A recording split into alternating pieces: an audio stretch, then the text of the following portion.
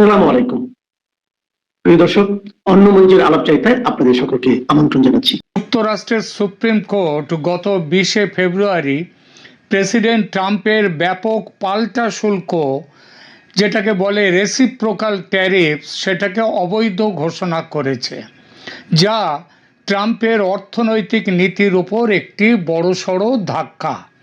এই রায় ট্রাম্প প্রশাসনকে রাজনৈতিক ও অর্থনৈতিকভাবে চাপে ফেলেছে। ট্রাম্প প্রশাসনের বিপদটা ঠিক কীরকম?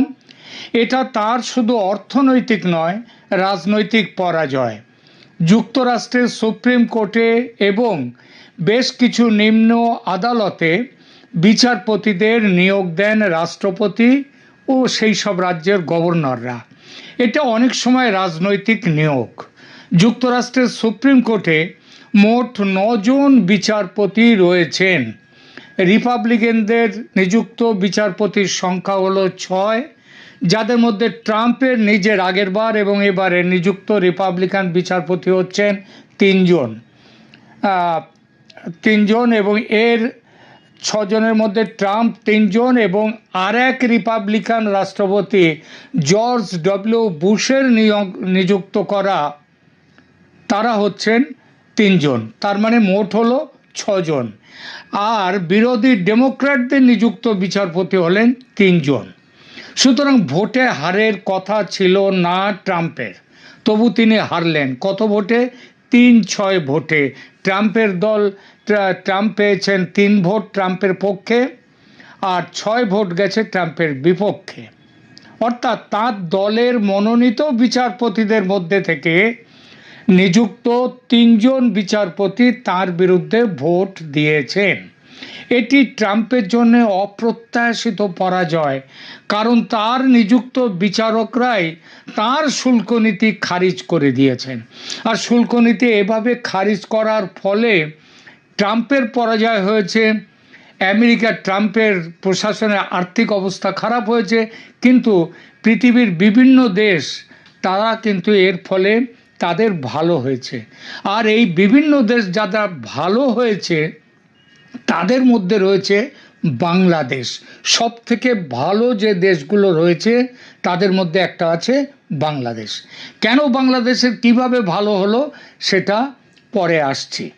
দেখুন, সুপ্রিম কোর্টের 6-3 রায়ে বলা হয়েছে ট্রাম্প 1977-এর আইন দিয়ে, মানে যেখানটায় বলা হয়েছে একটা যে তার রাষ্ট্রপতির ক্ষমতা, সেই আইন দিয়ে এত বড় শুল্ক আরোপ করতে পারেন না। সে অধিকার দেশের সংবিধান তাকে দেয়নি। এর জন্যে দেশের যে কংগ্রেস রয়েছে সেই কংগ্রেসের অনুমোদন দরকার। রাজনৈতিকভাবে এটা হলো ট্রাম্পের দ্বিতীয় মেয়াদের বড় পরাজয়। বিশেষ করে তারই নিযুক্ত বিচারকদের সমর্থন না পাওয়াটা তার কাছে সত্যিই খুব বড় ব্যাপার। এবার আসি কী ধরনের অর্থনৈতিক ধাক্কা লাগলো। এটা তো রাজনৈতিক ধাক্কার কথা বললাম। আরও বড় কথা, কংগ্রেসে হচ্ছে বিভিন্ন জায়গা থেকে যারা জিতে আসেন, বিভিন্ন স্টেট থেকে, তারাই কংগ্রেসে বসেন। সেই কংগ্রেসে তার কিন্তু তার দলের সংখ্যাগরিষ্ঠতা আছে। তা সত্ত্বেও তিনি হেরে গেলেন। তিনি কেন যাচ্ছেন না সেখানে? তার কারণ সেখানেও তার বিরুদ্ধে একটা বড় ব্যাপক অভিযোগ এসছে এই শুল্কের ব্যাপারে, ট্যারিফের ব্যাপারে। এবার আসি কী ধরনের অর্থনৈতিক ধাক্কা লাগলো ট্রাম্পের উপর। অতিরিক্ত শুল্ক চাপিয়ে গত কয়েক মাসে যে অতিরিক্ত অর্থ ট্রাম্পের প্রশাসন আদায় করেছে, সুপ্রিম কোর্টের নির্দেশে সেটা অবৈধ ঘোষিত হলো। আর এই অবৈধ ঘোষিত হওয়াতে আইন মতে সেটা ফেরত দিতে হবে। ট্রাম্প প্রশাসনকে সেই টাকা ফেরত দিতে হবে। কাদেরকে ফেরত দেবেন? সে যে দেশ থেকে মাল এসছে তাদের না, আমেরিকার ব্যবসায়ীদের ফেরত দিতে হবে, যারা এই অতিরিক্ত শুল্ক দিয়ে অন্য দেশ থেকে মাল আমদানি করেছিল। ব্যবসায়ীরা এই অতিরিক্ত শুল্ক আদায় করেছিল কাদের কাছ থেকে? সাধারণ উপভোক্তাদের কাছ থেকে। তারা উপভোক্তারা অর্থাৎ কনজিউমার বাধ্য হয়েছিল বেশি দামে এসব জিনিস কিনতে। তারা মানে কনজিউমার, আমেরিকার যে সাধারণ মানুষ, তারা এইবার সেই টাকাটা ফেরত পাবে। এটাই হলো এই নিয়ম। এই ফেরতযোগ্য অর্থের পরিমাণ কত জানেন? মোট 130 বিলিয়ন ডলার। বিলিয়ন, 1 বিলিয়ন মানে 100 কোটি। এইবার 130-এর পরে আরও দুটো শূন্য বসান, 130-এর পরে দুটো শূন্য মানে 13,000 কোটি ডলার। 13,000 কোটি ডলার তাদেরকে দিতে হবে। এটা বিরাট রকমের অঙ্ক, তাই না? শুল্কের রিফান্ড নিয়ে যে জটিলতা দেখা দেবে, তা এই রিফান্ড মানুষের কাছে গেলে একটা মূল্যস্ফীতি হবে, মূল্যস্ফীতি আসতেই পারে। শুধু এই নয়, অতিরিক্ত ট্যারিফ হিসেবে যে মোটা অঙ্ক এতদিন আদায় হচ্ছিল, সেটাও কিন্তু বন্ধ হয়ে গেল। তার মানে সেটাও আর পাবে না। তবে ট্রাম্প ধুরন্ধর, তুখোড় ব্যবসায়ী, সর্বনাশ কিছুটা আটকে দেওয়ার একটা রাস্তা তিনি পেয়ে গেছেন। সুপ্রিম কোর্টের রায় আসতে ট্রাম্প এই রায়কে দেশের অপমান বলে সমালোচনা করেছেন, আর সঙ্গে সঙ্গে নতুন 10% গ্লোবাল ট্যারিফ জারি করেছেন 1974-এর এক আইনের অধীনে। এর আগে ছিল 1977-এর এক আইনকে ব্যবহার করেছিল। এবার 1974-এর এক আইন অনুযায়ী 10% গ্লোবাল ট্যারিফ সারা দুনিয়ার সব দেশের ওপরে এই ট্যারিফটা জারি করেছেন। এই আইনে দেশের অর্থনীতি ঠিকঠাক রাখতে 5 মাস বা 150 দিনের জন্য সর্বোচ্চ 10% গ্লোবাল ট্যারিফ বা সবার জন্য একই ট্যারিফ লাগানোর ক্ষমতা আছে প্রেসিডেন্টের। ট্রাম্প সেটাই লাগিয়েছেন। 10% শুল্ক 150 দিনের জন্য দুনিয়ার সব দেশের জন্য। তবে যাদের এগেনস্টে ওই স্যাংশন আছে, নিষেধাজ্ঞা, তাদের নয়। এছাড়া অন্যান্য আইনি পথ খুঁজে শুল্ক আবার আরোপের ব্যাকআপ প্ল্যান রয়েছে ট্রাম্পের, যাতে আয় অটুট রাখা যায়। ট্রাম্প বলেছেন এতে তার ক্ষমতা, মানে সুপ্রিম কোর্টের এই রায়ে নাকি তার ক্ষমতা আরো বাড়বে। আইনের সেই সব ফাঁক ফোকর খুঁজে বের করতে এখন ব্যস্ত ট্রাম্প ও তার টিম। এবার আসি সুপ্রিম কোর্টের এই শুল্ক বাতিল আদেশ কি বার্তা নিয়ে এলো বাংলাদেশের জন্য, বাংলাদেশের ওপর এর কি প্রভাব পড়তে চলেছে সেই বিষয়টাই। যদি এক কথায় বলতে হয় তাহলে বলবো কি জানেন? বলবো বাংলাদেশের এই রায়ের ফলে বাংলাদেশের একেবারে বল্লে বল্লে অবস্থা। বল্লে বল্লে মানে কি? দুহাত তুলে নাচা, এটা হচ্ছে পাঞ্জাবের একটা পাঞ্জাবি টার্ম। এটা দুহাত তুলে নাচাকে বলে বল্লে বল্লে। সুতরাং বল্লে বল্লে কিভাবে হচ্ছে বাংলাদেশের ক্ষেত্রে, শুনুন তাহলে। প্রথমত, বাংলাদেশের পোশাক রপ্তানিতে আগে 19% রেসিপ্রোকাল বা পাল্টা শুল্ক ছিল, যার এফেক্টিভ রেট ছিল 19%। এখন সেটা নেমে আসছে 10%। এতে বাংলাদেশের রপ্তানি বাড়বে, আর রেডিমেড গার্মেন্টস রপ্তানিতে অনিশ্চয়তা কমবে। বিশ্বের সব দেশ এক শুল্কের আওতায় আসার ফলে লেভেল প্লেইং ফিল্ড বলতে যেটা বোঝায়, বাংলাদেশের জন্য সেটা ফিরে আসবে। আর সেটা আশায় ক্রেতাদের আস্থা বাড়বে বাংলাদেশের পোশাক শিল্পে। যে বাজারটা হারিয়ে গিয়েছিল সেই বাজারটা ফিরে আসার সম্ভাবনা। কিন্তু এহ বাহ্য, আগে কহ আর। এর বাইরে আরো অনেক কিছু আছে। বাংলাদেশের আসল লাভের কথাটা বলিনি, সেটা এবার বলছি। যুক্তরাষ্ট্র ও বাংলাদেশের মধ্যে গত 9 ফেব্রুয়ারি, মানে নির্বাচনের ঠিক 3 দিন আগে স্বাক্ষরিত হয় একটি গোপন বাণিজ্য চুক্তি। এই চুক্তিটি তৈরি হয়েছিল ট্রাম্পের রেসিপ্রোকাল ট্যারিফের ওপর ভিত্তি করে। 19% শুল্ক হ্রাসের 19% শুল্ক নিয়ে যাওয়ার কথা ছিল সেখানটায়। সুপ্রিম কোর্টের রায় এই চুক্তির আইনি ভিত্তি দুর্বল করে দিয়েছে।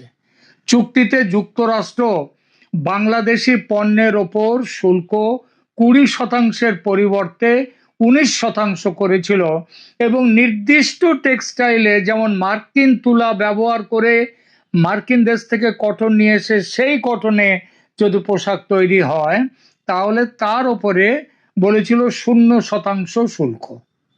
এর বিনিময়ে বাংলাদেশ চুক্তি করেছিল কি এই সুবিধাটা পাওয়ার জন্যে?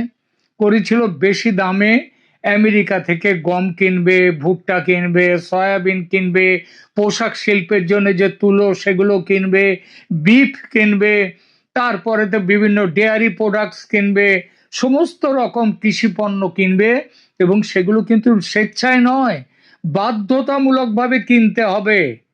বাড়ির পাশের দেশ ভারত থেকে যদি কম দামে কোনো তুলো পায়, কোনো জিনিস পায়, তাহলে সেগুলোও কেনা যাবে না, সেগুলোও কিনতে পারবে না। এছাড়া মোটর গাড়ির যন্ত্রপাতি, আপনারা জানেন বাংলাদেশের মোটর গাড়ির যন্ত্রপাতি বেশি বিশেষভাবে যায় দিল্লি থেকে।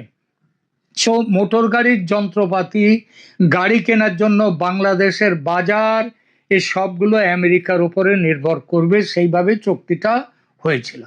তবে সবচেয়ে সাংঘাতিক ছিল, বিনা প্রয়োজনে বাধ্যতামূলকভাবে ডলার খরচ করে 34টা বোয়িং বিমান কিনতে বাধ্য ছিল বাংলাদেশ। দরকার নেই বাংলাদেশের বিমান, বোয়িং বিমান, তবু সেটা কিনতে হবে। আর কি ছিল?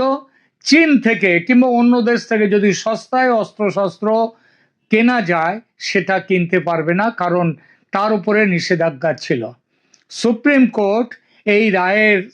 কোর্টের এই রায়ের ফলে এই চুক্তিটা একেবারে ঘেঁটে গেল, চুক্তিটাই অকার্যকর হয়ে গেল। কোর্ট বলেছে রেসিপ্রোকাল ট্যারিফ অবৈধ।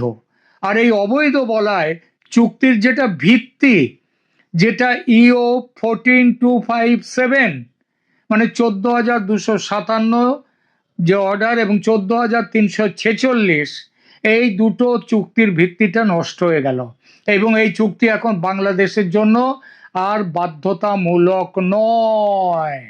ফলে মহামতি ইউনূস বাংলাদেশকে যেভাবে মার্কিন স্বার্থে বেচে দিয়ে গিয়েছিলেন, ঈশ্বরের অযাচিত কৃপায় সেই বিক্রিনামা বাতিল হয়ে গেল।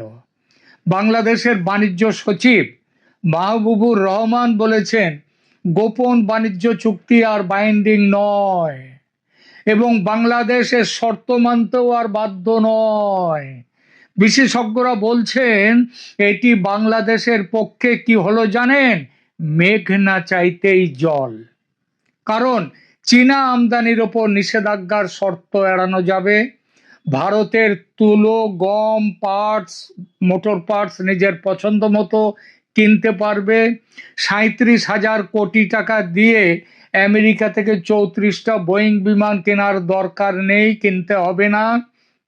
এই জন্যই বলেছি, সুপ্রিম কোর্টের রায়ে বাংলাদেশের একেবারে বল্লে বল্লে।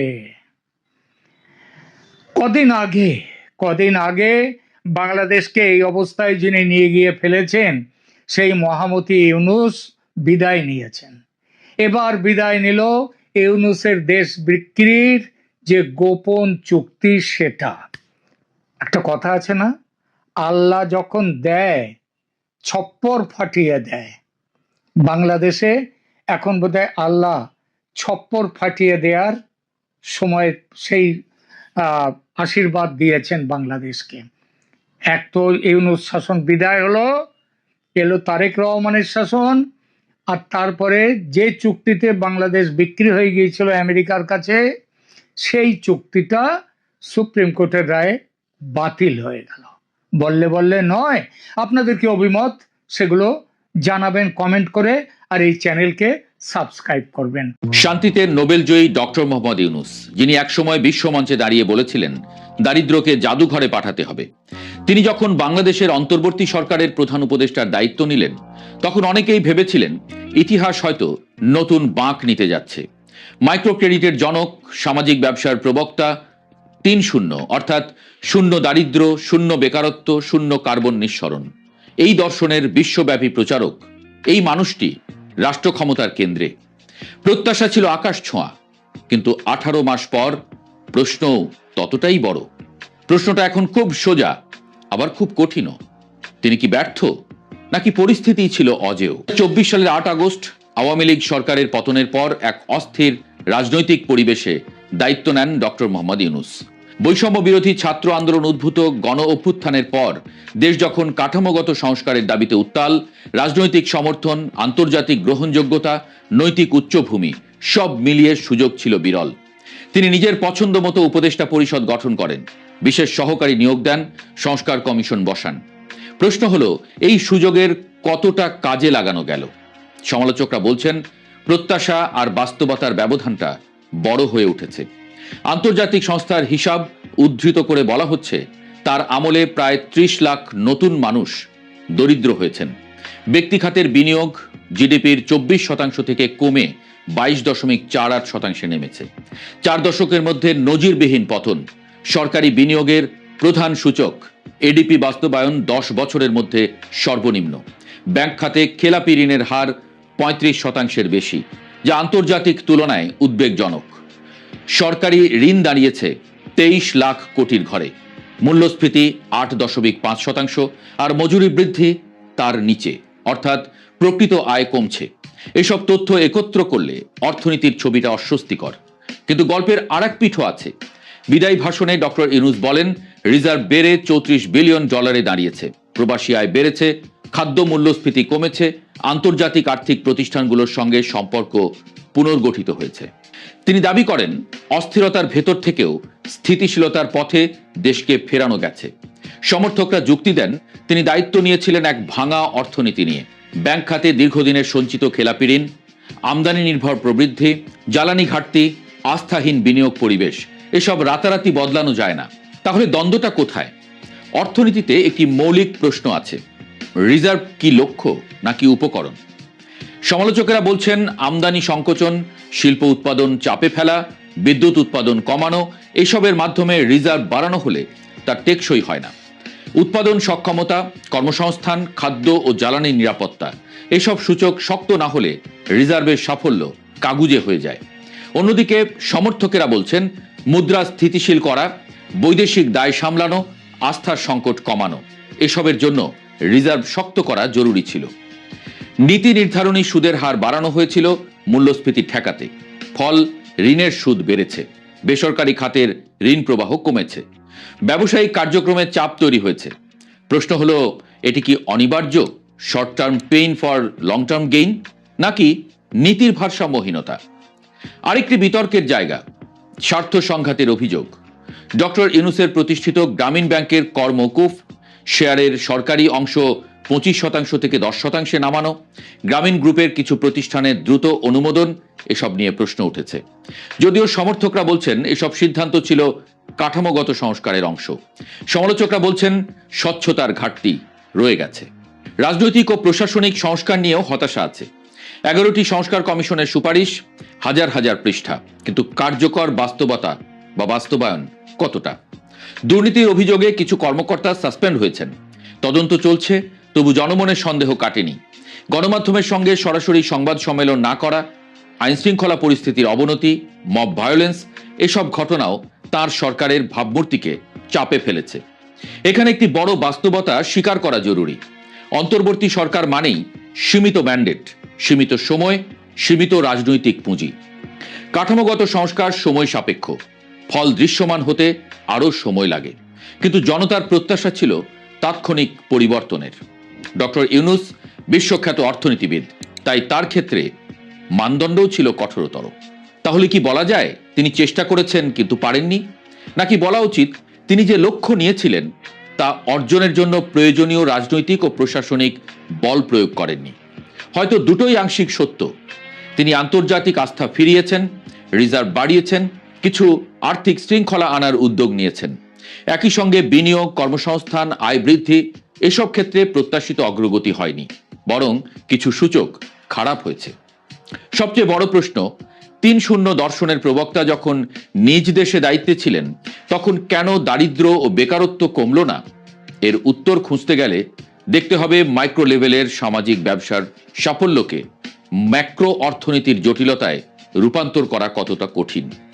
একটি গ্রামীণ ব্যাংক মডেল দিয়ে লাখো মানুষের জীবন বদলানো যায়, কিন্তু একটি রাষ্ট্রযন্ত্র যেখানে রাজনৈতিক স্বার্থ, আমলাতান্ত্রিক জট, বৈশ্বিক অর্থনৈতিক চাপ সব একসঙ্গে কাজ করে, সেখানে একই দর্শন প্রয়োগ করা অতটা সহজ নয়। ইতিহাস হয়তো এই সময়কে দেখবে এক মিসড অপরচুনিটি হিসেবে, আবার কেউ দেখবে এক ট্রানজিশনাল স্টেবিলাইজেশন পর্ব হিসেবে। চূড়ান্ত রায় দেবে সময়।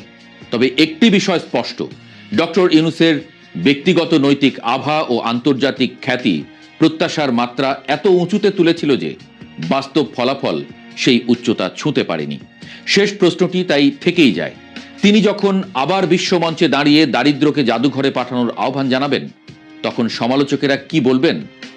নিজ দেশে তো পারেননি। আর সমর্থকেরা কি বলবেন? তিনি চেষ্টা করেছিলেন, কিন্তু রাষ্ট্রযন্ত্র প্রস্তুত ছিল না। বাংলাদেশের এই অধ্যায় আমাদের শিখিয়েছে দর্শন গুরুত্বপূর্ণ, কিন্তু রাষ্ট্র পরিচালনা কেবল দর্শনের খেলা নয়, এটি শক্তি, কাঠামো, সময় ও সামাজিক আস্থার সমন্বয়। ডক্টর মোহাম্মদ ইউনূসের অধ্যায় তাই সাদা কালো নয়, এটি ধূসর, আশা ও সীমাবদ্ধতার মাঝামাঝি এক উত্তেজনাপূর্ণ, বিতর্কিত এবং শিক্ষণীয় সময়। যুক্তরাষ্ট্রের সুপ্রিম কোর্ট গত 20শে ফেব্রুয়ারি প্রেসিডেন্ট ট্রাম্পের ব্যাপক পাল্টা শুল্ক, যেটাকে বলে রেসিপ্রোকাল ট্যারিফ, সেটাকে অবৈধ ঘোষণা করেছে, যা ট্রাম্পের অর্থনৈতিক নীতির উপর একটি বড়সড় ধাক্কা। এই রায় ট্রাম্প প্রশাসনকে রাজনৈতিক ও অর্থনৈতিকভাবে চাপে ফেলেছে। ট্রাম্প প্রশাসনের বিপদটা ঠিক কীরকম? এটা তার শুধু অর্থনৈতিক নয়, রাজনৈতিক পরাজয়। যুক্তরাষ্ট্রের সুপ্রিম কোর্টে এবং বেশ কিছু নিম্ন আদালতে বিচারপতিদের নিয়োগ দেন রাষ্ট্রপতি ও সেই সব রাজ্যের গভর্নররা। এটা অনেক সময় রাজনৈতিক নিয়োগ। যুক্তরাষ্ট্রের সুপ্রিম কোর্টে মোট 9 জন বিচারপতি রয়েছেন। রিপাবলিকানদের নিযুক্ত বিচারপতির সংখ্যা হলো 6, যাদের মধ্যে ট্রাম্পের নিজের আগেরবার এবং এবারে নিযুক্ত রিপাবলিকান বিচারপতি হচ্ছেন 3 জন। 3 জন, এবং এর 6 জনের মধ্যে ট্রাম্প 3 জন এবং আর এক রিপাবলিকান রাষ্ট্রপতি জর্জ ডব্লিউ বুশের নিযুক্ত করা, তারা হচ্ছেন 3 জন। তার মানে মোট হলো 6 জন। আর বিরোধী ডেমোক্র্যাটদের নিযুক্ত বিচারপতি হলেন 3 জন। সুতরাং ভোটে হারের কথা ছিল না ট্রাম্পের, তবু তিনি হারলেন। কত ভোটে? 3-6 ভোটে।